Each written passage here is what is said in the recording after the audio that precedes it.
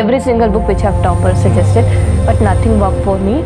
I was like कि नहीं होगा छोड़ देते हैं, नहीं हो रहा है तो क्या फ़ायदा इनको दोबारा पढ़ने से. I would like to thank StudyIQ. I got connected to StudyIQ. StudyIQ ने मेरा मेंस तक मैंने साथ दिया, उसके बाद भी उन्होंने मेरा साथ नहीं छोड़ा. And I have taken this mock at StudyIQ. And I would recommend StudyIQ. Yes, I will definitely recommend StudyIQ. Hello everyone, I am Ankit and you're watching the StudyIQ IAS English channel. In our today's video, we are going to talk about these two people. Not per se these two people, but their respective countries, that is Israel and Iran. But why are we discussing about these two countries? It's because these two are currently embroiled in a war. And this started with one of the most ambitious military operations that has been conducted in recent years. And here, Israel, it launched a series of airstrikes targeting Iran, particularly its nuclear sites, its missile facilities, as well as other key military infrastructure. Now, in these attacks, Israel, they targeted and killed some of the major military personnel of Iran, like head of IRGC, the chief of staff of Iranian armed forces, but not just that, they also targeted several civilian personnel like key nuclear scientists of Iran. So that is why this attack by Israel is seen as a major escalation in the regional metrics of Middle Eastern region. So after this attack shortly, the Israeli PM, he made a video statement. He said that this operation conducted by Israeli armed forces will be called as Operation Rising Lion.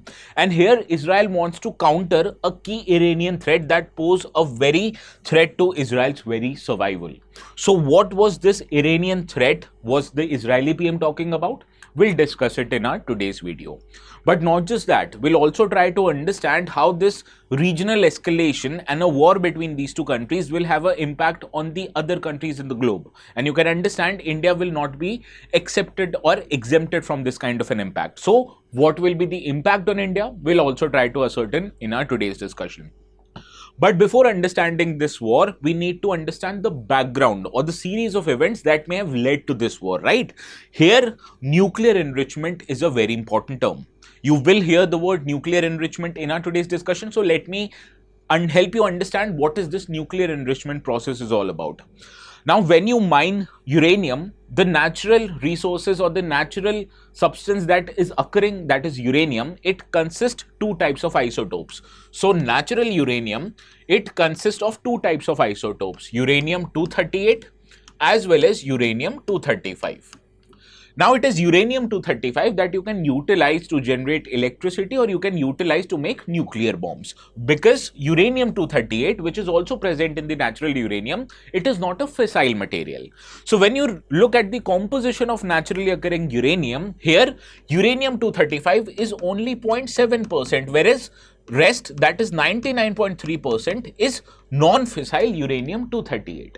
So obviously you need certain kind of refinement process to increase the concentration of uranium-235 so that you can use this uranium fissile material to generate electricity and power your nuclear weapons.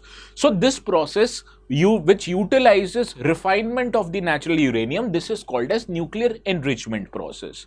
So for example, if you want to generate power, you need concentration of uranium-235 in your uranium between 3 to 5%, whereas if you want to make weapons, you need over 90% enriched uranium-235. So this enrichment process, which separates and concentrates the amount of uranium-235, is crucial for maintaining a sustainable chain reaction, which you can utilize to produce electricity, and subsequently in higher concentration, you can utilize to make your nuclear bombs. Now, Iran is also pursuing this process of nuclear enrichment. Why? Because Iran says that it wants to generate electricity out of it. Right. Now, Iran, while generating electricity, it is also a signatory of a nuclear non-proliferation treaty which came into fruition back in 1968. And this nuclear non-proliferation treaty divides countries into two different types. First is nuclear weapon state, and another ones, that is the rest of the countries, they are denominated as non-nuclear weapon state. Now, according to NPT, there are only 5 nuclear weapon states, that is US, UK, Russia, China, as well as France. Right? So these are the signatories of nuclear or the nuclear proliferation treaty, right? Now, other countries, they are called as nuclear weapon states, and it includes Iran also, which is also a signatory to nuclear non-proliferation.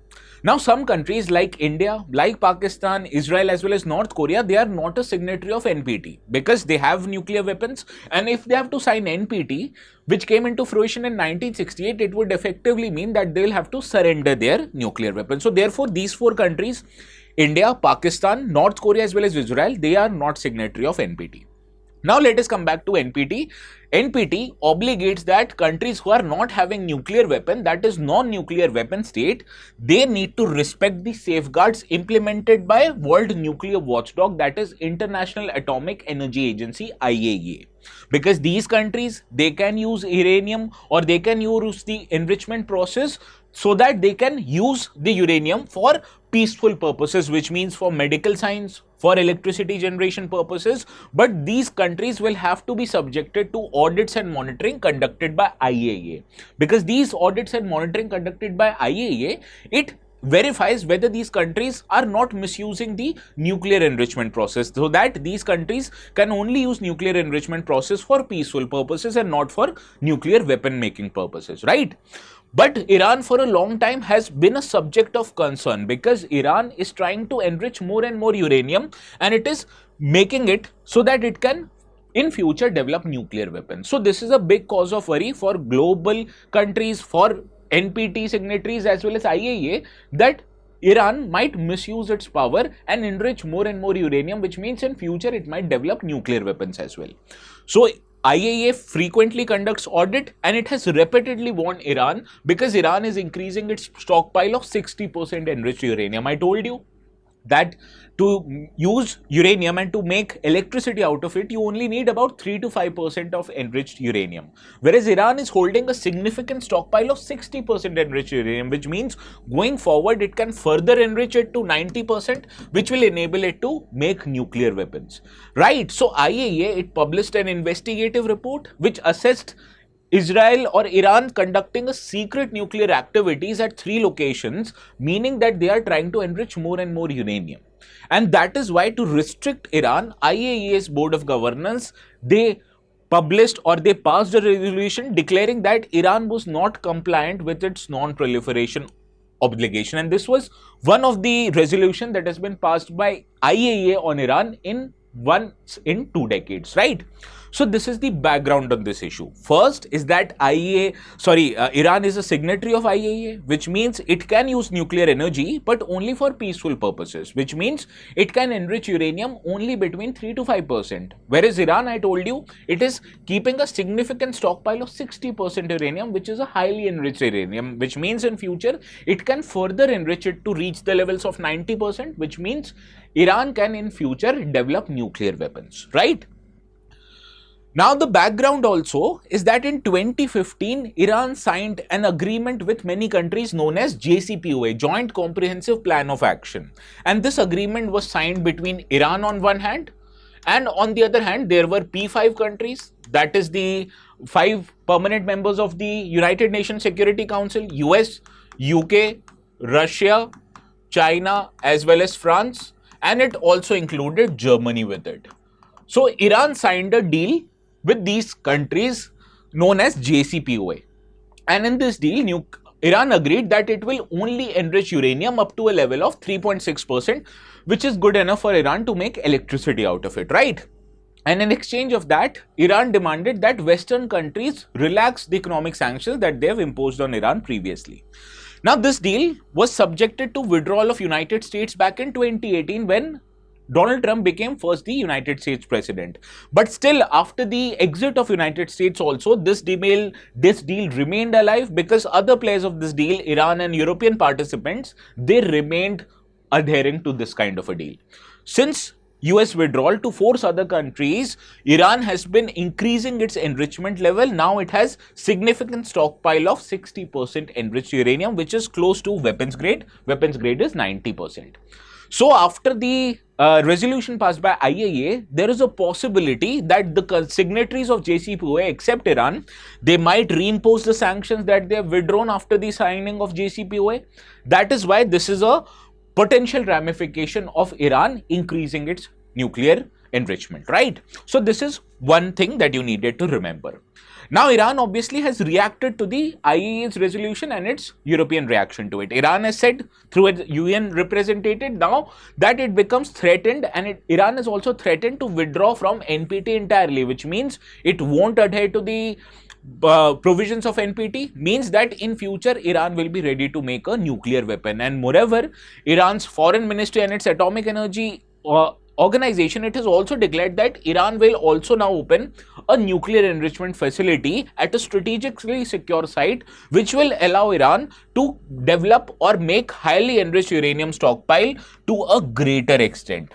And this is in response that Iran feels that IAEA's resolution is actually politically motivated and not biased, because it denies Iran to keep a significant stockpile of highly enriched uranium. So this is Iranians' outlook on it. Iran is saying that it will withdraw from NPT entirely, and it will continue keeping a highly enriched uranium, and it will also develop newer facilities which will allow it to keep more highly enriched uranium, right? Now, since April, Iran is also involved in negotiations with USA. It is holding various rounds of talk. 5 rounds have completed, and the next round is expected to happen tomorrow, that is on Sunday. And the intention of negotiation of Iran and USA is that Iran is sorting certain kind of sanctions relief from US, saying that we will adhere to whatever deal we sign. So this is a basically nuclear deal that is going to be signed between US on one hand and Iran on another, which will pose certain kind of restrictions on Iran nuclear program in exchange for sanctions relief on Iran from the Western allies, right?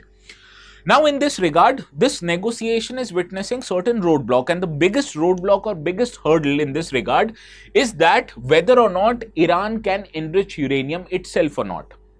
US, it is agreeing that Iran has the right to use nuclear energy for peaceful purposes, but US does not want to allow Iran to enrich the nuclear fuel or nuclear uranium itself. Rather, US wants that Iran can use the nuclear fuel supplied by US and its allies to use it for peaceful purposes. So this is the biggest sticking point that is hampering the negotiations between USA and Iran, because Iran wants the right to use nuclear enrichment and use these nuclear enriched fuel for purposes, but US wants that they will supply the enriched fuel to Iran and Iran can use it for several purposes, right? So this is the biggest roadblock. Iran is prepared to implement confidence building measures, saying that you can conduct audit on our nuclear sites, we will adhere to transparency in exchange for sanctions relief, but Iran wants to reserve the right for itself to enrich uranium within its own sovereign territory, which means Iran does not want to get enriched uranium from US and its allies. Rather, Iran wants to enrich uranium itself. And this has been the red line for Washington for a long time, and even the US President Donald Trump has said that this demand of Iran, that is enriching nuclear fuel itself, is unacceptable to US. Right. So we understood that Iran is a signatory of NPT, which means it cannot make nuclear weapons. It can only use nuclear energy for peaceful purposes. It has signed a JCPOA deal with P5 countries and Germany, which allows it to enrich nuclear fuel only up till 3.67%. Right. But Iran is also involved in a negotiation with US. US is saying that Iran needs to buy enriched fuel from US and its allies, whereas Iran is saying that we can enrich nuclear fuel ourselves in our own territory. So this has been a sticking point. Now let us understand, why is Israel attacking Iran?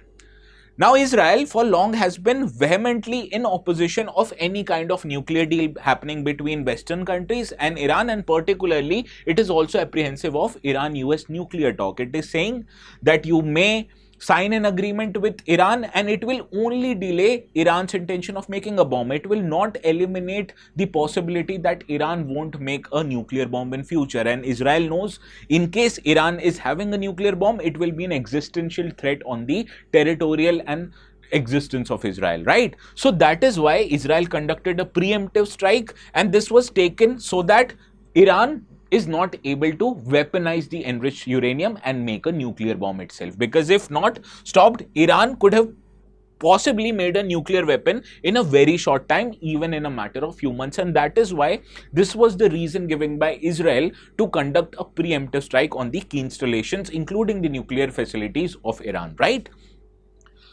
Now, these are the facilities where the attack happened, and from this map, you'll safely understand that Natanz was also subjected to attack, and this is a key nuclear enrichment facility of Iran. Similarly, Arak, Isfahan, these are also nuclear facilities of Iran. So this is where the attack happened from Israeli side. So in this regard, let us understand important nuclear facilities of Iran. Now, first I talked about Natanz nuclear facility. This is an uranium enrichment plant of Iran, and this is one of the most important nuclear sites of Iran, which uses or has thousands of centrifuges. Now, centrifuges are the machines or are the devices that countries use to enrich uranium further. That means they want to purify uranium, and for that they use centrifuge. Now, Natanz was also in news in 2011 because here Israel along with US, they conducted a cyber attack on this facility known as Stuxnet, and this Stuxnet,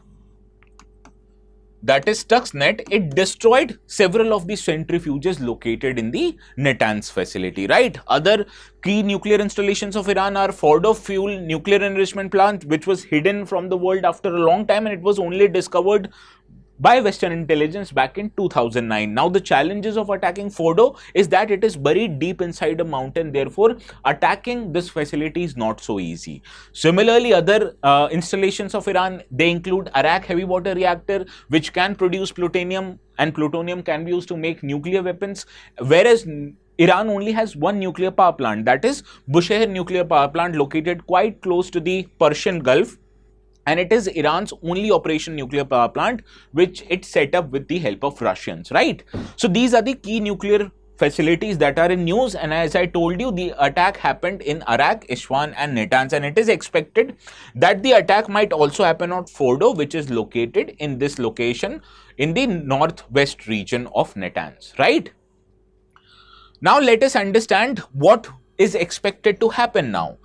Now, first of all, many players or many experts in the region are saying that unlike European countries, unlike US, Iran does not have a locus standi on this matter. Why? Because Israel was not a part of any agreement that was signed between Iran and Western allies. So Israel can't impose its own terms on the negotiations that Israel itself is not a party to. And Israel's covert and overt military operations that it has conducted on Iran, it has rather increased retribution and violence in the region, and it has dented the grounds on which the nuclear deal could have signed in future between these Western allies and Iran, and it might have led to non-nuclear proliferation of this region, right? So many experts feel that Israel conducting a military operation against Iran is detrimental to the overall interest of promoting a nuclear deal between Iran and Western allies.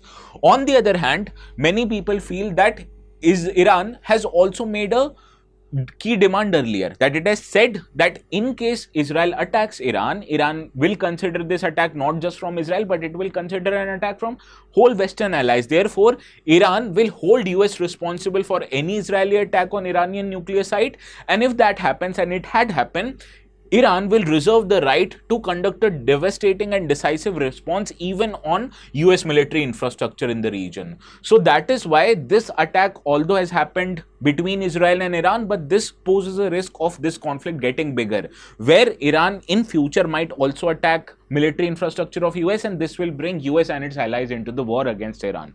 So that is why there is a big possibility that this war is going to increase in near future.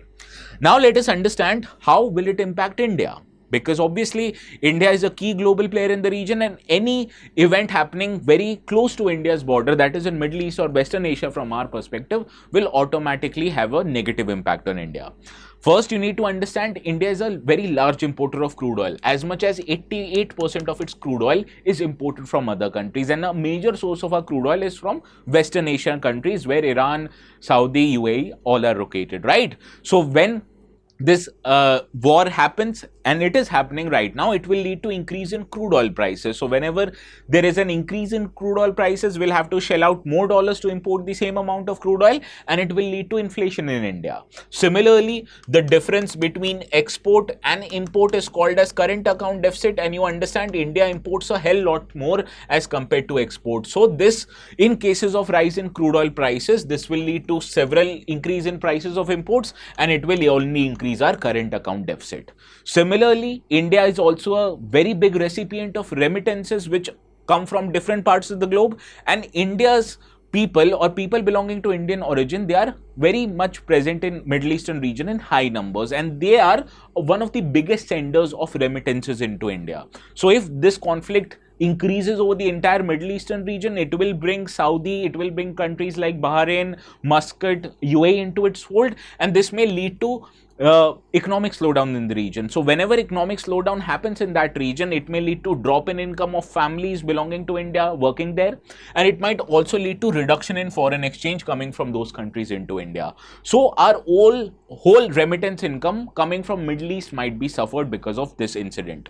Similarly, India is also a big trader with the Middle Eastern countries. It sends a large amount of articles like engineering goods, like agricultural products, rice, etc. to these countries. So our exports and imports from this region automatically will be disrupted in case of any bigger conflict. Similarly, India maintains a very good relation with Israel, and it also maintains a very good relations with Iran. So going forward, in case of conflicts between these two parties, you understand India's diplomacy will have a tough time to navigate the challenges. It will need to balance between these rival states, and therefore going forward, India will be expected to take a side, and it will be quite difficult from India's part because it has very good relations with these two countries. Similarly, any conflict happening in Middle East might also pose a risk of increasing radicalization in India's own society, and this will pose a security threat on India. Similarly, Indian ships navigating near the Middle Eastern region, particularly from Strait of Hormuz, will be at an increased risk of attack. That is why it will also compromise our maritime security. Also, as I told you, large number of Indian diaspora lives in Middle East. So any conflict in Middle East will also pose a humanitarian challenge on India. And historically, we have seen Indian government, Indian armed forces have conducted emergency evacuations and foreign policy pressures during the conflicts in Middle East. For example, when conflict rose in Yemen, we conducted Operation Rahat to evacuate our people from that region. Similarly, during Israel-Gaza conflict 2 years back, we also conducted Operation Ajay. So similar operations might also be needed from Indian side during this conflict, right? So these are the challenges that will be there on India because of this global conflict. The most heaviest challenges will be economic challenges because there will be rise in crude oil prices, which will lead to inflation in domestic markets, and it will also increase our current account deficit. Also, we are world's largest recipient of dollars from other countries. We receive almost more than $120 billion every year, and a significant chunk of those remittances, they originate from Middle Eastern countries. So obviously, if war increases in Middle East, it will pose challenges for people who are working there and people who are sending money into India, right? So these are kind of challenges that India will face, and also not to mention the trade related disruption. Okay, so this is how this conflict poses a bigger risk to Israel and Iran, and also it poses a significant risk to India. What do you feel about it? Whether this war will increase or will it calm down? Please let me know in the comments. What do you feel about it? Now, before the end of our today's session, we also need to tell you about something. See, Israel, India's relations with Israel, India's relations with Iran, and India's relations with other important players in the Middle East. We discuss them in great detail in our IR lectures, which are happening in Pratigya evening batches. Now, the thing about Pratigya evening batches, that the admissions of this batch will close from 15th onwards, that is tomorrow. So to take admissions on this batch at this particular rate, which is a discounted rate, you need to use the code ATS Live. How to use the code? What are the benefits of our batches? Let me tell it to you, right? What you need to do, go to our StudyIQ website, click on this. Once you go to our website, you'll be needing to create an account here. You can just simply do so by entering your mobile number and logging using the OTP. Once you're done doing that, I understand most of you who are watching the video might not be comfortable in Hindi or in bilingual languages. It's fine. For you, we have an option. Click on all languages here and select the option English. As soon as you select the option English, the leftmost tile is the one that you need to click in case you have to opt for Pratigya batches. Okay, click on buy now here. Once you click on buy now, you'll see that, give me a second, a page would open. Yes, this page would open and it says the course is now available at 35,999, right? But you can get admissions to this course on a discounted rate even from this amount. How to get discounts or how to apply the code, let me tell you. Click on buy now. Now, on the bottom half of your screen, you might be seeing the words ATS Live, which you can use to get maximum discounts on all the courses on StudyIQ, right? You need to use that code. Go to add promo code here. and on the left write ATS live, which is the exact code flashing on the bottom half of the screen. And after writing ATS live, click apply. As soon as you click apply, you'll notice that the discount of 7,000 rupees is now applicable, and the diamond course is available at 29,999, platinum is at 23,999, and gold is at 13,999. Obviously, you can opt for either of these three batches, but if you ask my opinion, I'll tell you opt for diamond batch. And why am I saying it? Diamond batch, because diamond batch comes with some exclusive features. First, you'll be getting a mains residential program. So suppose if you clear prelims, before giving mains, you'll be brought to Delhi, you'll be kept in a competitive environment that will promote excellence from your side, and every of your expenses, food related, lodging related, study related expenses, they will be taken care of by StudyIQ. So these are the benefits of mains residential program. Similarly, if you perform well in your test, you'll also be eligible for prelims residential program. All the benefits as same as mains residential program, but this will be available before prelims examination.